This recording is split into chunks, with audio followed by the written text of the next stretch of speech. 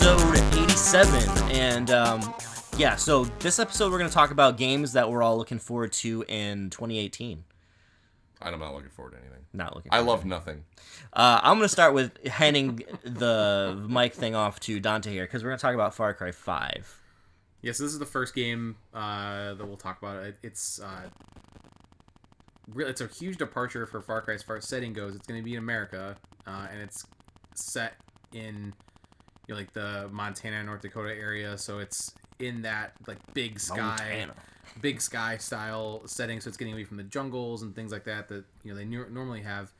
But the cool thing that I'm really excited about is there just being this like religious cult around it, and then you having to infiltrate it. And so you escape from religious cult and then you infiltrate it. Like it's just a wasn't there like there's multiple concept. multiple protagonists, aren't there?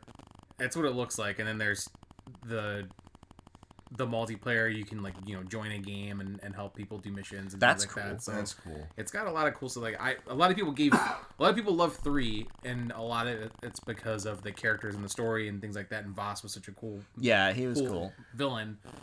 And 4, a lot of people didn't like it, even though Pagan Min kicked ass. Like he was an awesome villain. Yeah.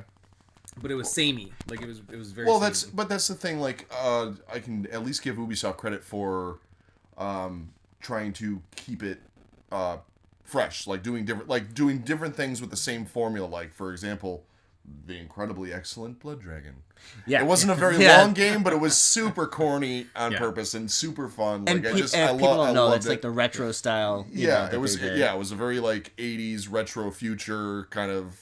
Cheesy, having Michael Biehn voice of Cyber Commando. Like it you, was just, like you, I would totally trade this for Blood Dragon 2. Oh man, I wanted it so bad. They broke my heart when they said it wasn't going to happen. Yeah, this is what we're getting. So maybe we'll get Blood Dragon 2 set in this universe. Oh my god, that would be even cooler. Yeah, but they said it was not to be. But then they had Primal, which was another radical departure from just running around shooting guns.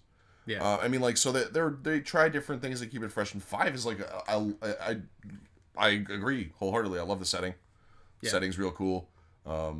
Premise is great. You're not we've in the already jungle. Played, you're not in the mountains. Yeah, we've all played Ubisoft games now. We know what they're going to be, the open world style, and the million collectibles and the bases and all that stuff. But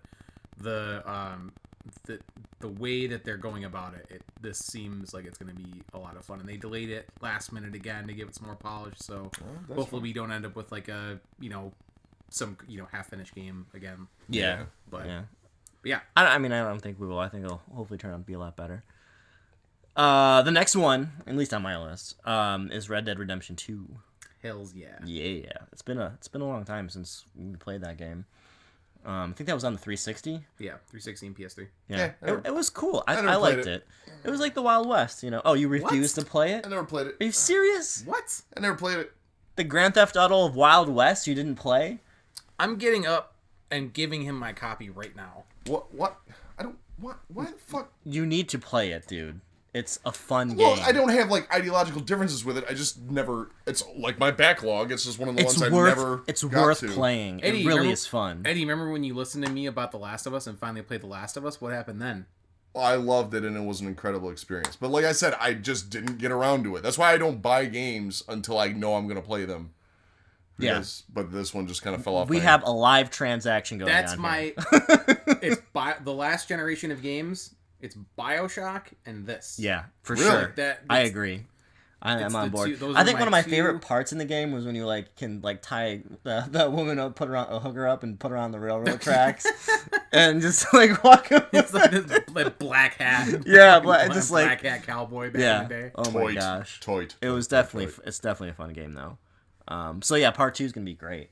Yeah, it looks incredible. Get ready. I don't know how they're going to differentiate this between Grand Theft Auto 5's online. There's going to be an online component. Yeah, I'm not sure. How is that going to work in comparison to Grand Theft Auto Online? They're called what now?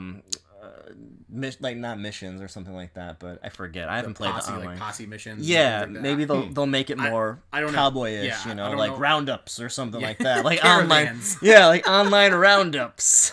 Yeah, gun draws and stuff like that. I don't know how they're gonna do it, but the first one, storyline's incredible, voice acting, setting, all that stuff. It just There's moments in that game. It works so well. There's moments in that game that people that play it, like if you mention the Rio Grande Crossing to anybody that's played that game, you're just like, fuck, that part's so good. So it's kind of like the Red Wedding of the. I don't know the part that everyone references, or it's just epic. It's more like the giraffe scene from The Last of Us, where it's just like that's one of those scenes. God, that scene is just so the giraffe good. scene. Like that scene's just so good. It's not jarring like the Red Wedding, but it's just good. So it's just one of those things that sticks crazy. out. Yeah, like, the way that you crest looks over at that giraffe. Yeah, you're like crest over the mountains, and the way the music hits, and all that stuff. It's just beautiful. Wow, it's a beautiful game, and all that stuff. But 2, man, yeah, play that game. 2 looks so good. Maybe we'll on a future podcast we'll talk about it after Eddie plays it. I just added 2 Deus Ex games to my fucking backlog too, man. I got so much shit to catch up on. I have the second one. I need to. Yeah, well, I just got the second one because it was free, and then the first one was on sale on Xbox Live for like $250 or something like that. Talking about Mankind Divided. What's that? Talking about Mankind Divided. Yeah, that's what Human Revolution. Yeah, Human Revolution, and then Mankind Divided. Mankind Divided, yeah. So I got one on Xbox, one on PlayStation. Let's see the next game. What do you guys think of Sea of Thieves? I think it looks pretty interesting. It looks really neat. I don't know. I think it's fun. I'll give it a spin. I don't know if I'm gonna buy it day one. I'm gonna wait. I'm gonna wait for some reviews. Yeah, I'd love to see how it actually plays out and how it works, like in the open world. Like, is it gonna be like where you can work with other people that you don't know, or do you have to have your individual, parties in order to do things? Well, I mean, probably if it's co-op, I would imagine talking to other players might be beneficial for sure. Necessary. I just don't know how they're gonna handle that online component in the world. No, but it looks super fun. But it does look neat. I really dig the art style. The ship-to-ship combat shit looks really cool. Oh yeah, most definitely. I do love that just trademark rare charm. Yes. That's in it, and it just looks different. It's an appealing world. Yeah, it just looks different than anything else that's out there, just art style wise and all that. We still don't know what the game is. Like, so no. That's what I'm saying. We don't know if it's a sandbox, an MMORPG, like a co-op, like weird online thing. We've seen it at 2 E3s, and we still don't know what the hell this game is. We've seen demos of like hunting for treasure and working with, But I don't know. I'm interested. Conker better be in it. Right? As a pirate. How cool would that be? That'd be fucking amazing. That would be sweet as hell. That would be sweet. I'm down for I'd be all about that. God of War is next on the list. Oh, Sony. I know. But I really do like the new trailer and the new gameplay and stuff like that. It looks fun. It's been a while since we got a really good hack and slash. Yeah, and it going like Last of Us style over the shoulder makes it feel different. Like that viewpoint. You're right. But like the interactive environments and the combat seem pretty fresh. Yeah. And they're gonna do unique things with the bosses again. They have to. Right? Yeah. So I wasn't really looking forward to it or anything, but last couple trailers I've seen, it got me kind of amped up. So I mean, it looks really good, and it does look like there's like a front seat, or like they gave storytelling like the front seat. It looks like they're gonna devote as much time as they can to telling a stellar story to kind of show the rest of the industry, or I'm sorry, just EA, that people still care about single player. Yeah, sure. Absolutely. Graphically it looks beautiful. The music that they've played so far in the trailers are great. This looks like it'll be the first time that Kratos is actually a character worth paying attention to, as opposed to just being a rage monster. Well, now he's a dad, right? That's his son. And the setting. So he forgot to kill one? Is that what happened? Right. Or... He's like, hey, let me teach you how to murder demons. Yeah, pretty much. And the fish out of water story too, because he doesn't know the language, so he has to bring his kid with him. So it's a cool. I just think it's a cool way to reboot the series without rebooting the series. Like he's still Kratos, but it's not. It's an in-universe. It's a soft reboot.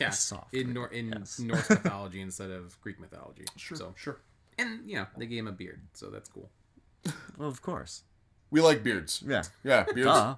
Beards make everything better. It's gonna make the gameplay much better. Yeah. He's got a real nice soup catcher going. Snack holder. Mouth brow. So, A Way Out looks pretty sweet. From you said that's from the creators of Two Brothers. Yeah. Speaking of like EA single player, I don't know why they shut down Visceral so hard if they're funneling a lot of money into this, But anyway, this I know, Dante. I'm sorry. It's kind of painful for me to bring up to him. We will never ever get the amazing single player Star Wars game we all deserve. We need one. It's never going to happen. Amy Hennig and Visceral just tossed out in the cold. How long did you work on this? 3 years? Well, there's not enough loot boxes in single-player games. Get the fuck out of here. We can't monetize this. Pack your shit. How are we supposed to make money over the long haul? That's a really cool animation you got there. Too bad it doesn't have a loot crate attached to it. Right, yeah. Pretty much. But yeah, you're in prison and you're working together and you're breaking out and... It's co-op, and the last real video that came out for it, the creator of the game came out and said that if you have a copy of the game, your friend can play that copy of the game online for free without having to purchase it as well. It's going to use SharePlay. Really you need one copy of the game. That's awesome. Very, very cool. This guy is a bro. Yeah, he knows how people game. It's a great way to build a fan base and to build some goodwill with gamers and get that, especially if the game plays as well as it looks. Oh yeah, I agree. Looks really fun, and it looks really fun, and also another thing where story looks like it takes a front seat. It looks like you're playing a more cinematic thing. It's not just like a like Prison Break. You got to break out of a prison every season. Or whatever. Absolutely. Watching those trailers and going through the game, you're like, I actually kind of want to know what this is about. There's a cohesive narrative. And the two lead characters are very they made it a point to tell you that they're very different. Yeah, so they're interesting. One's a brash moron, and the other one's quiet and contemplative. Cool and collected. Cool and collected. Yeah. Cool like a cucumber. Yeah, I think they even say that. Yeah. Let's go rob this bank. No. Put the fucking gun away. Yeah. But okay, so that's one game out of the way. Then the next one, I think that's pretty freaking sweet. Anthem. I'm very, very, very cautiously optimistic because Anthem looks amazing. I like BioWare. I don't like EA very much. No, I don't think any of us do. Really. So it's like I don't remember if this is a rumor or not. I may be completely incorrect, but I thought they were delaying it to rework the microtransactions in the game because they cannot handle another Star Wars Battlefront level launch. No one can. Or a Mass Effect level launch. Or a Mass Effect level launch. They're taking some hits, man. Honestly, people are really just over microtransactions, I think, and. I understand the reason for their existence, but the way they're implemented in these games now is asinine and awful. Yeah. For example, Overwatch. Overwatch is purely cosmetic. Your enjoyment of the game has nothing to do with what comes in that box. It's true. Nothing. It's only skins and all visual stuff that have no effect on gameplay whatsoever. No extra guns, none of that shit. And so like if you can make a couple extra bucks as a developer, publisher, all that stuff, fine. I see the reason for its existence. Yeah. Games are not 8-bit anymore. No. They're very expensive and it to doesn't make alter gameplay and produce. Yeah, but when you start throwing around terms like pay to win because you actually include items that you could make you better over someone else. That could definitely give you a competitive edge over people or whatever, then you're doing it wrong. And like Battlefront went hard into doing it wrong, and that's why I'm afraid for Anthem. And that's like I just don't want that to be the business. BioWare needs a win because then EA's gonna shut them the fuck down. Oh yeah. And like this game looks incredible. It's absolutely gorgeous. It looks like the combat looks amazing. The customizations that you can do. I mean, for Christ's sake, you're an Iron Man. Makes you feel powerful. Yeah, you're powerful. Yeah, that's what I was looking for. Like, so like I like everything about it. The world looks really cool. There's so much about it I like, and cool because we need a Destiny killer right about now. Yeah. And if you add an awesome story to it, that's. It looks like I like the game. I like the gameplay style of Destiny, but I don't like the incoherent story or the world building and things like that. I don't think anybody does. So this looks like something for me where the game is going to provide me a reason to propel through the game as opposed to just getting more loot. So, yeah. I think people are getting sick of like play to win loot as opposed to like they're forgetting like, hey, story should be in the front seat, not just winning loot. Yeah. Yeah. I mean, that's a part of the gameplay, yes, but I shouldn't be playing a game to win more loot. I should be playing the game to further progress the storyline and learn and have fun. But you have certain like all right. So for example, when you make one of those online world games, you are going to run out of content. Absolutely, yeah. That's a thing right. that's going to happen. You're right. You only can make so much game at a time. So I mean, there's only, but that's how you back that up by increasing what is called end game content, other stuff to do in the world. But if you focus a lot on the story, people have that motivation to want to continue to wait for more story and to play the game and then earn weapons. When there's DLC, you always come back for more story and all this stuff. Yeah. But the reason they keep going or keep doing it because they see how many players are logged in or how many are playing. They gauge player interest and like all this stuff by seeing how many players are continually engaged with the game. So therein lies the challenge of these big like world games like Destiny and Warframe and I don't know, Fortnite. Fortnite is one of them. And like all these players that are constantly on them warrants this constant like stream of content that might be really hard for certain developers to keep up with. Yeah. So I mean, therein kind of lies your challenge. So I don't really envy any publisher or developer that has to handle one of these games because it's a long-term commitment and it's a constant commitment. Yeah.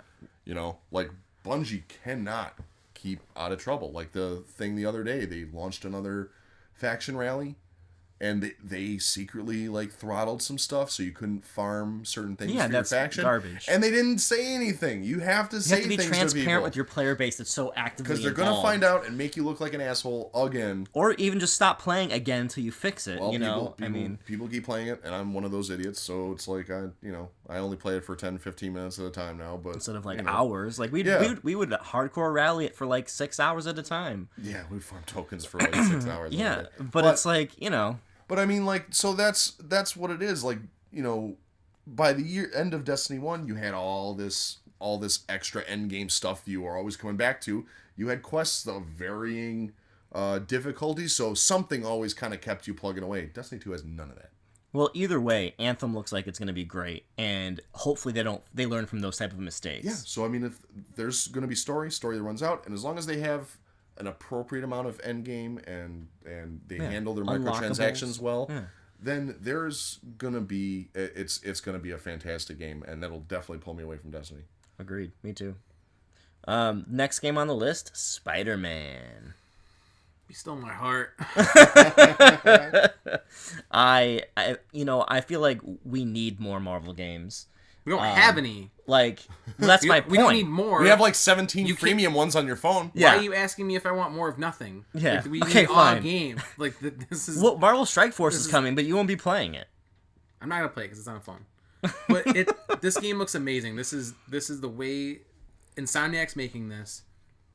And this is like a dream pairing with Spider-Man. There's no other developer that you could have put with this, and then I would have been as excited. And this is the guys that make Ratchet and Clank and Resistance and Sunset Overdrive, and the way that they use locomotion in Sunset Overdrive is perfect for Spider-Man. And this is handled. This looks like it's handled with the depth and care and love that Rocksteady put into Batman. And we finally got to get Batman game, and this looks like the Spider-Man game we deserve. The just Spider-Man horror that I am. It looks like the finally, like, we're finally gonna get like a just Billy Badass Spider-Man game built in their own world, in their own image. They're not they don't have to be held hostage by any storyline, a movie, a TV show, like none of that stuff. They're doing their own thing, and bless those boys. Give me this game. He has such a light in his eyes. Give me this game. God, yes. Give me this game. I think I see a tear forming. A tear of happiness. Give me this game. I mean, the next one is speculative, only because God only knows if this game's going to come out in 2018. I mean, we've waited 13 years for it, and it's Kingdom Hearts 3. I love the Kingdom Hearts franchise. It's amazing. The gameplay to this looks phenomenal. Some of the new footage, the combat shit looks really cool. Not only do you get a hammer and you get more AoE effects, you get to ride in a mech. Do cool shit like that. Come on. How do you win Eddie over? Big robots. Yeah. Disney Kingdom Hearts Titanfall mixed with amazing RPG elements. Standard Square fashion, 13 fucking years in between mainline titles. It better be good. It's like you're losing me. I had no interest in 15 because I saw a trailer in 2006 for Versus 13, and I thought it was sweet. It never came out. It got rebranded 7 years into development. Oh, well, now it's just going to be its own Final Fantasy game. Yeah. And by the time it came out, I had no interest in it whatsoever. I mean, so it's like that's. Do you really think they're going to push this out even further, though? I'll believe this comes out in 2018 when it actually arrives. Yeah. I mean, we're only 1 month into the year, so who knows what can happen. I didn't believe that 15 would come out until the day it was on a shelf. So yeah, I'll believe it when this comes out. I love Kingdom Hearts 1 and 2. I thought Birth by Sleep was really good. Birth by Sleep was really good. The PSP, yeah. And I love the PS4 compilation. Yeah, Dream Drop Distance. I never got to play because I've never had a 3DS, but it's on PS4 now, so I'll get it. Dream Drop Distance. I don't. Or you mean 358 over 2 days? No, Dream Drop Distance was on 3DS. Yeah. Was it? Yeah. You might know it as Kingdom Hearts 3D, but it's Dream Drop Distance. Oh, okay. All but right. That's on a collection now on PS4. Yep. Along with a prologue for 3, and it looks awesome. That game is awesome. It's just, the package is awesome. I have it. The Kingdom Hearts 3 looks beautiful, and it looks like a lot of fun, and it looks like the fast, frantic, kick-ass combat system that 2, not so much 1, because 1 was good, but it just didn't have as much depth to the combat. But 2's combat just blew it away, and this looks. And the camera angles even look amazing. Yeah, this looks like it has a functional camera. Yeah. Unlike 1, Right, unlike 1's horrible camera. I went back to replay that, and I'm just like screaming, "Stop it!" Oh god, it's just. I mean, I love it though. It's a great game. It's one of those. It's like Mario Sunshine. You love the game in spite of its terrible camera. Yeah, and you tend to forgive it. Yeah, but yeah, this game looks kick ass. If it actually comes out, I'll be there first day 1 to buy that game. Yeah, me too. I'll pre-order that thing. Yeah. I think I'll pick up the compilation first and see where I'm at. Okay. I need to refresh myself. I did it when I got the compilation. Yeah, it's $20 for all the games. PS2. It's $20 on PS4. 4. We're on 4 now. I'm sorry. It's $20 on PS4, and you get Kingdom Hearts 1 and 2. Okay. And Birth by Sleep. And Birth by Sleep. And I thought you, don't you get game. Don't you get the 358 over 2 days? You get all of the one where you Kingdom play Hearts as stuff. The one where you play as Roxas when he was a member of the. I think so. Okay. And then the 2.8 remix is the one with the prologue and the one with Dream Drop Distance. Yep. All right. Those are 2 separate collections. This is why this game. See, this is Square. God damn it! Just give me 30 seconds. Okay. All right. Go. It's so convoluted and so spread out over a decade. Like, how do you expect people to do this shit? And it was smart to do the collections on PS3, and it was even smarter to do them now on PS4. That this is finally going to come out if it ever fucking comes out. Right. But. I'm going through the whole list from top to bottom playing this right now on my PlayStation 4. Yeah, but it. Just give me the game. Just hurry up. Done. Like Spider-Man, just give me the game. We'll get it. You promise? Positive thoughts. You promise? Hear me now, publishers. Dante decides when your development cycle is over. Right? Yeah, he's just gonna kick the door down. He would like your game. He would like your games right now. Hands off the keyboard. You're done. Publish it. This isn't fucking Zelda for getting delayed a couple of times and getting shown in like 2014, and then we get it in 2017. No. Square kind of takes it to a point of ridiculousness. This is over a decade. We don't know. People like this. It's over a decade. Fuck you. Come on. Yeah, the people you're making this for are in their 30s now. Like, yeah, Jesus and we played Christ. it. Yeah. That is true. I was 20 when the first one came out. I'm 34 now. Good come point. Come on. Yeah, the younger kids are gonna be like, "What the hell?" Part 3. The younger kids are gonna be like, "Who the hell's Donald and Goofy?" Yeah. God help us if there's a Star Wars level in this. I will just piss my pants. Well, we don't know yet. They're all speculative levels, and apparently Toy Story is definitely going to be one of the levels. Yeah, they showed it in in Monsters Inc. and stuff. So yeah, they definitely showed Toy Story, and there's definitely Hercules in the game. Yeah, we have no idea everything else. All right, well, let's move on to the next one, shall we? I mean, we did talk about this in the prior podcast, so we shouldn't spend too much time. But Dragon Ball FighterZ, I'm looking forward to that. The demo is buggy but fun. That's all I really have to say. I didn't have too many like gameplay like bugs or quirks, but obviously the networks were having a problem. But that's they're why re-releasing the beta. Yeah, that's why you have a beta. Yeah, you have to flex your network, find out what you got. Yeah. If they fix their network issues, I think they have a monster hit on their hands because it's fast, frantic, beautiful gameplay, and the guys that made Guilty Gear make this, and it looks great. I absolutely can't wait. The beta was a lot of fun. Every single punch you throw feels like there's weight behind it. Every hit that lands, every special move you use, everything feels like it hits really hard. And it's like I said on the last podcast, it's simple to pick up and still do okay with.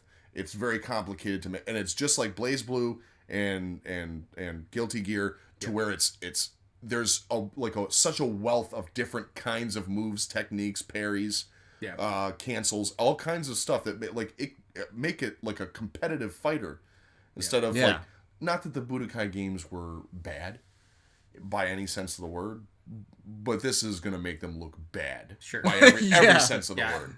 I haven't. That's a good way to put it. I haven't really watched or been interested in Dragon Ball Z since the Cell Saga was over. What? And that was the last time I watched Dragon Ball Z. Was as soon as Cell Saga was over. I've been watching Super. I'm out. I love it.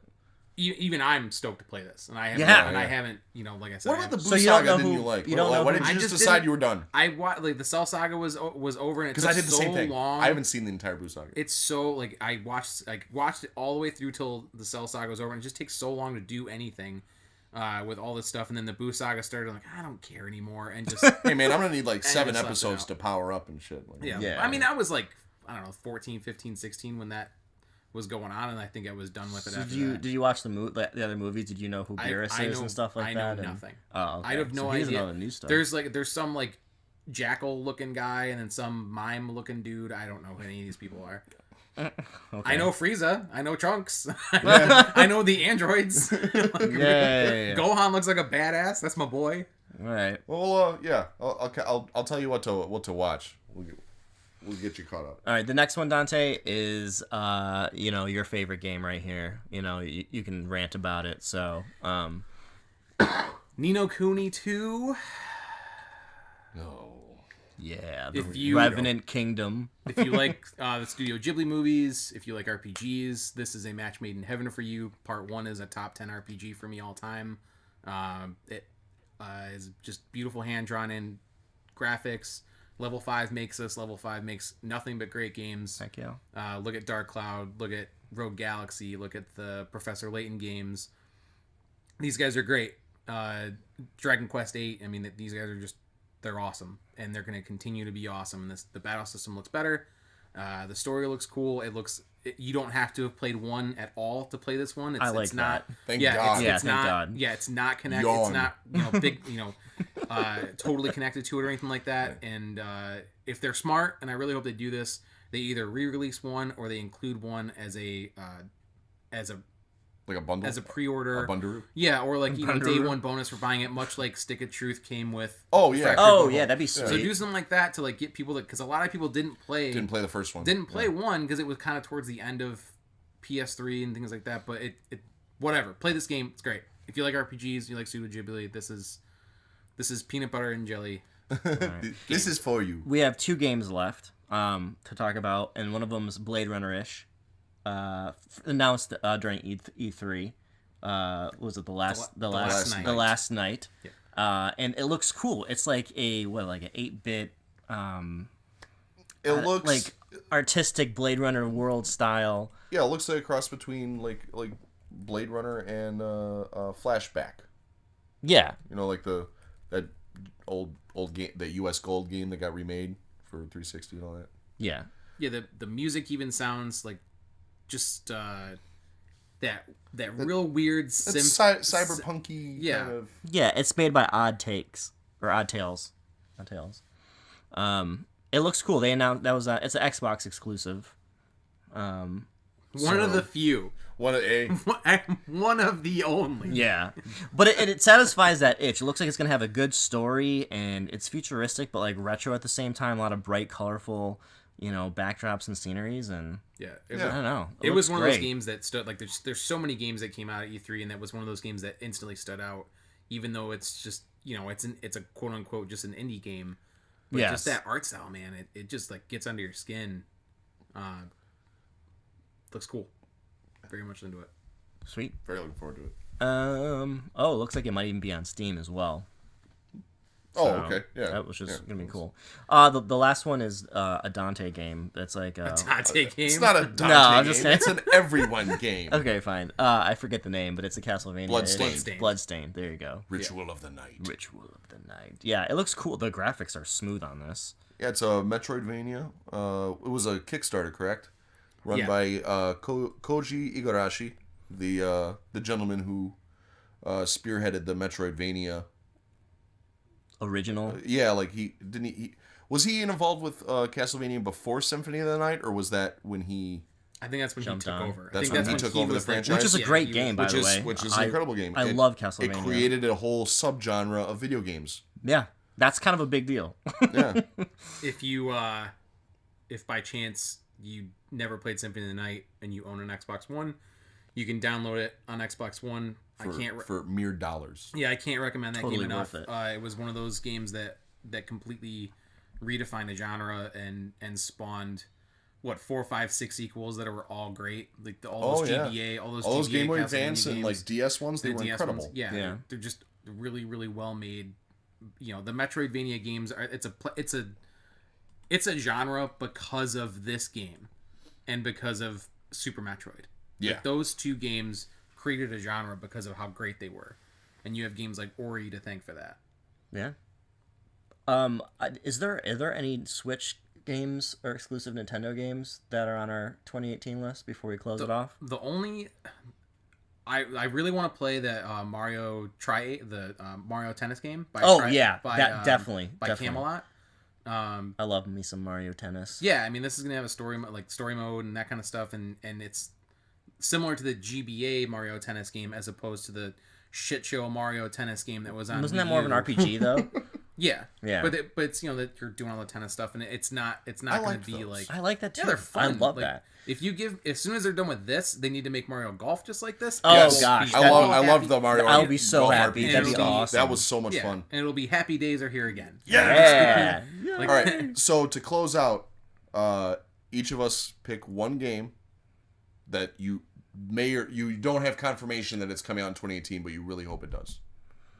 I mean, flat out, mine would be Kingdom Hearts 3 for sure. Yeah, Dante. Metroid Prime 4. Oh, That's a good one. Can I have that be on my list too? You can change your answer. Okay, I just don't trust it. I don't trust it. I don't trust that it'll come out this year. Just like Kingdom Hearts, I don't trust that it'll actually come out this year. I don't trust that Anthem will come out this year. I would die. I don't even trust that Red Dead Redemption 2 will come out this year. But if such pessimist. Do you see how many games are delayed like year after year? Jesus Christ, know. The delays are. I bitch about delays, but I prefer them just because I want the games to be good and I don't want them to be crap when they come out, like Final Fantasy 15 and like Mass Effect and games like that. Like I don't want that to happen ever again. I'd rather wait an extra year for a game or 12 years like Kingdom Hearts 3 to get a game and it be great than release a destroyed buggy mess and then we're dealing with that. So right, yeah. I'm fine. Like, so I'm fine with those games, I'll change my answer to Metroid Prime 4 and Kingdom Hearts 3. All those games I just listed, but Metroid Prime is the one that we have no idea. There's no even semblance. You don't have of a screenshot. Yeah, nothing. It's all we've seen. They announced it as a knee-jerk reaction. Everyone going, "Where the fuck is Metroid?" Yeah, we've seen a title screen, and I don't think we'll get that, or I don't think we'll get Pokemon. Those kind of games. But if you give me Metroid Prime 4 this year, I'll be happy, Dante. What about you? Cyberpunk from CD Projekt Red. Cyberpunk 2077. Damn it. I want to see. I want that game so bad. I don't even know any. I barely know anything about it, and I can't wait to play it. You didn't even like The Witcher, did you? Listen, I love. I like the world. I'm not a fan of the combat. I don't like the combat system. You got to take it or leave. It's one of those. Yeah, things. like it or hate it. Love it or hate it. Yeah. I found it kind of clunky. I didn't really like. I did too. The movement, and I get you're armored and you're carrying heavy shit and trying to fight.